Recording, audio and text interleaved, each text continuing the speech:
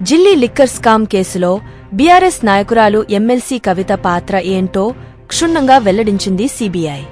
ఈ కుంభకోణంలో విస్తుగొలిపే మరిన్ని నిజాలను బహిర్గతం చేసింది సీబీఐ.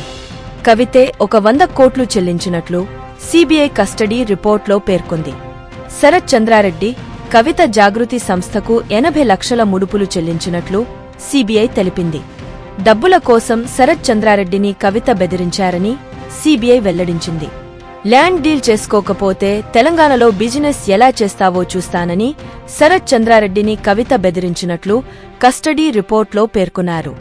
అసలు భూమే లేకుండా వ్యవసాయ భూమి కొనుగోలు చేసినట్లు అగ్రిమెంట్లు, రిజిస్ట్రేషన్ పత్రాలు సృష్టించారంది.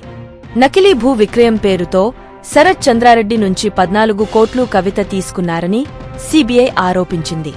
మహబూబ్ నగర్లో వ్యవసాయ భూమి ఉందని, దాన్ని కొనుగోలు చేసినట్లు 14 కోట్లు ఇవ్వాలని శరత్ చంద్రారెడ్డిని కవిత డిమాండ్ చేశారట. అసలు ఆ భూమి సంగతి, దాని ధర ఎంతో తెలియనందువల్ల తాను 14 కోట్లు ఇవ్వలేని శరత్ చంద్రారెడ్డి చెప్పారట. కాని 14 కోట్లు ఇవ్వకపోతే తెలంగాణలో అరబిందో ఫార్మా బిజినెస్ ఉండదని కవిత బెదిరించారని సీబీఐ తన కస్టడీ రిపోర్ట్లో పేర్కొంది. ఒక్కో రిటైల్ జోన్కి 5 కోట్లు చెప్పున 5 రిటైల్ జోన్లకు 25 కోట్లు ఇవ్వాలని శరత్ చంద్రారెడ్డిని కవిత డిమాండ్ చేశారట. ఎంపీ మాగుంట శ్రీనివాసులరెడ్డిని కూడా కవిత 50 కోట్లు డిమాండ్ చేశారట.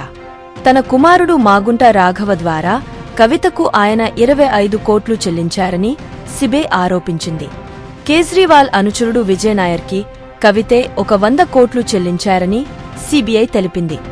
ఫ్రెండ్స్, 90% మంది వీడియో చూస్తున్నారు, కానీ సబ్స్క్రైబ్ చేసుకోవడం లేదు.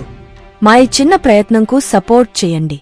సబ్స్క్రైబ్, షేర్ మరియు బెల్ సింబల్ని ప్రెస్ చేయండి. మాకు సపోర్ట్గా నిలవండి ప్లీజ్.